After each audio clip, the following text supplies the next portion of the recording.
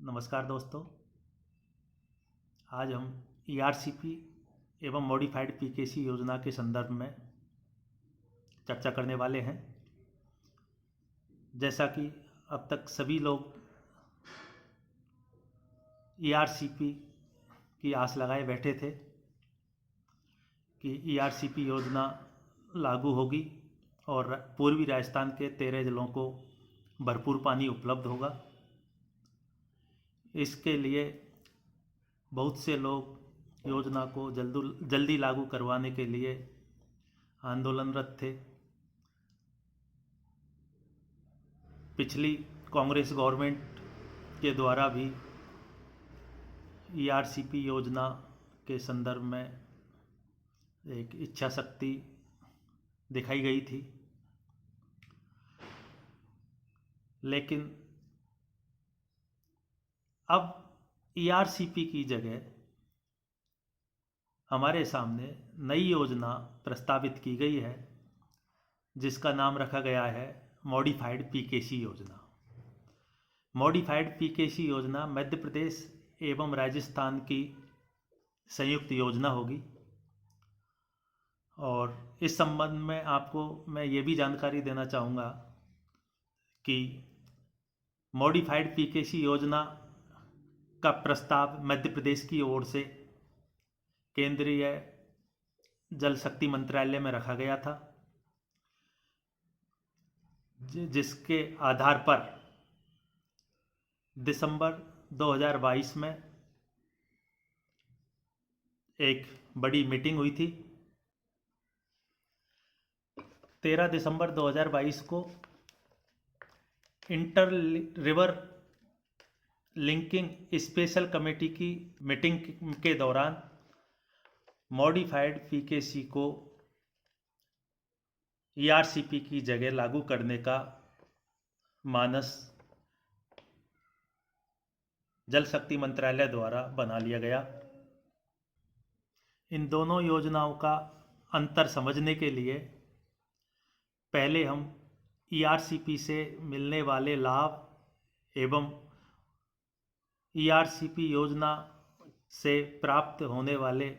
कुल पानी की मात्रा तथा मॉडिफाइड पीकेसी,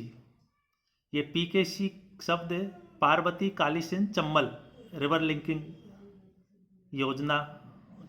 के संदर्भ में आप लेते रहें। ईआरसीपी से हमें 50% निर्भरता पर कुल 3,921 MCM पानी मिलने वाला था। ईआरसीपी में Hanotia dam, Kunnu river, Ramgarh dam,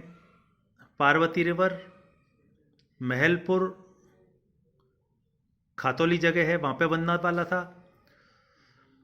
Navnera Kalisindh नदी पर, सवाई माधोपुर में डूंगरी डैम, मेज डैम तथा ईसरदा डैम बनाकर कुल 3,921 MCM पानी हमें उपलब्ध होने वाला था। इस 3,921 MCM पानी का उपयोग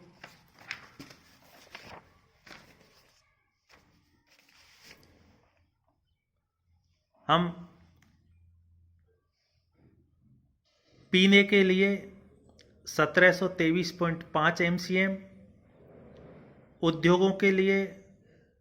286.4 MCM और सिंचाई के लिए 1500 MCM पानी का उपयोग करने वाले थे।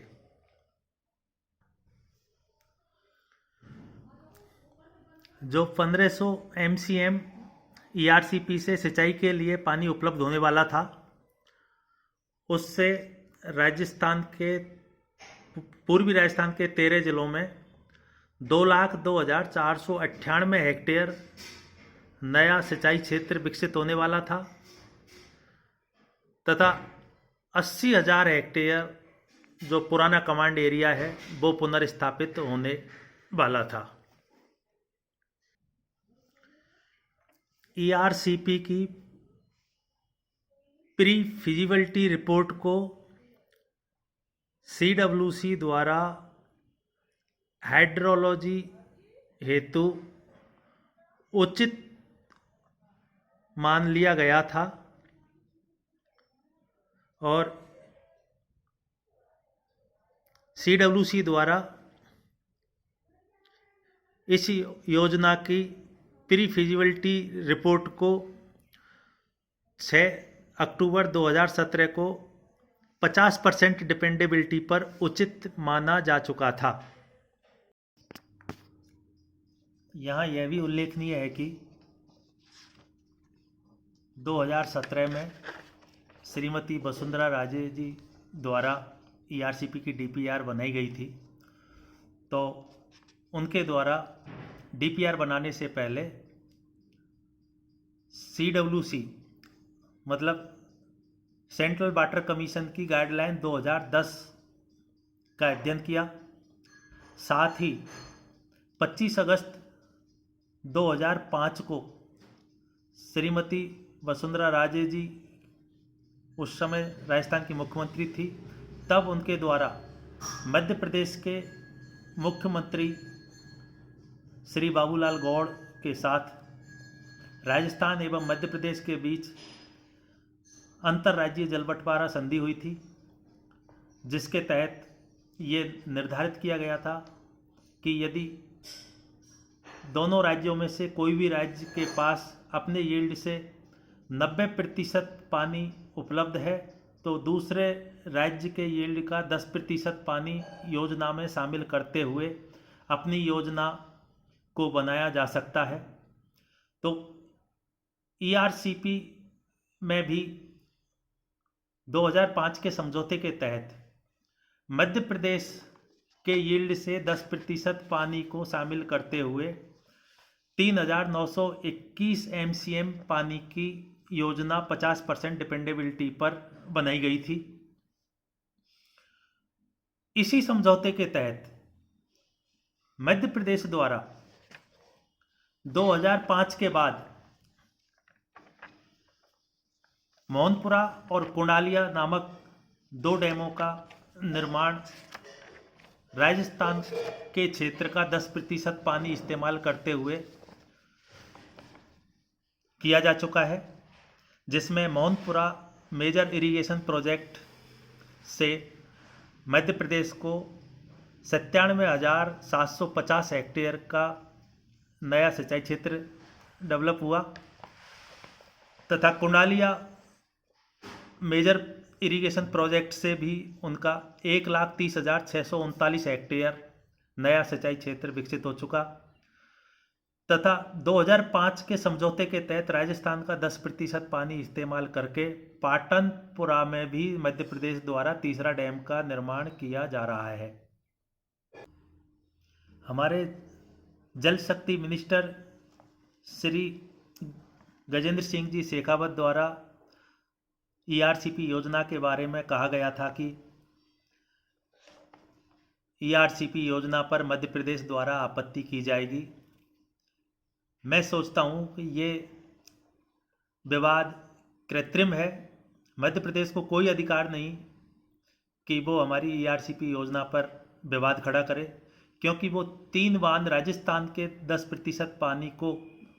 2005 की संधि के अनुसार उपयोग में करते हुए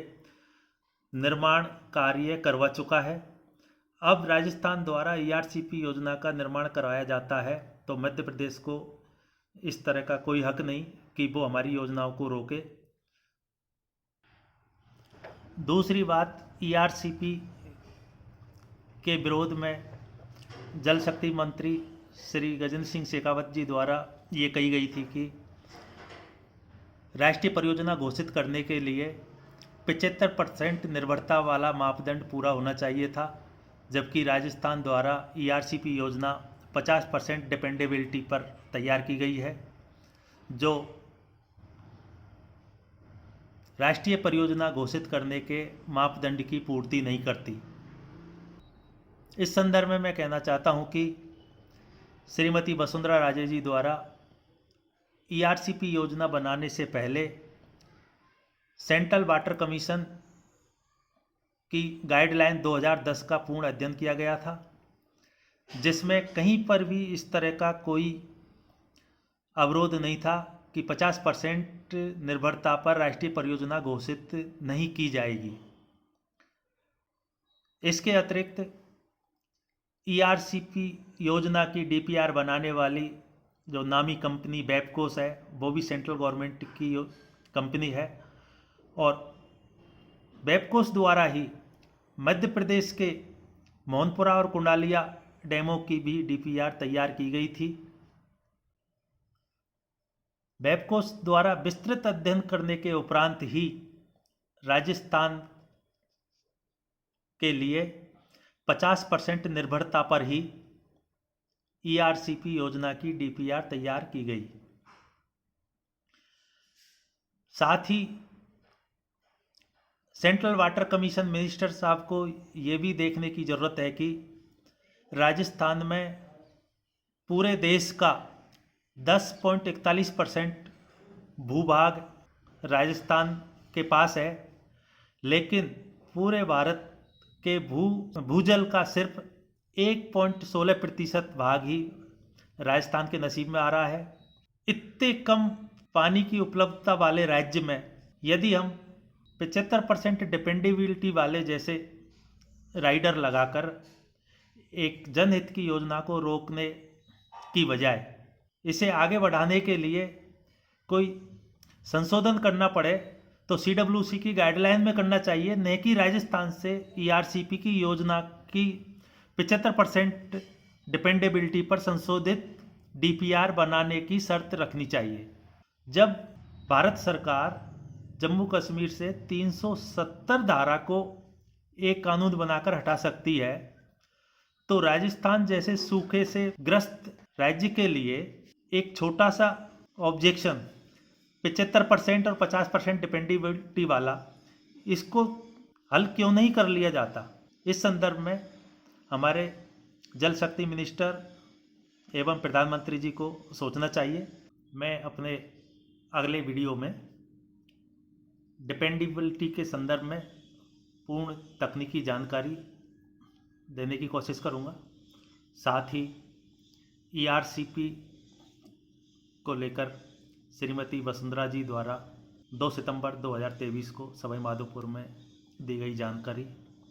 एवं अगस्त माह में जल शक्ति मिनिस्टर श्री गजेंद्र सिंह शेखावत जी द्वारा पीकेसी योजना के संदर्भ में दिए गए स्टेटमेंट के संदर्भ में भी चर्चा करूंगा। तब तक के लिए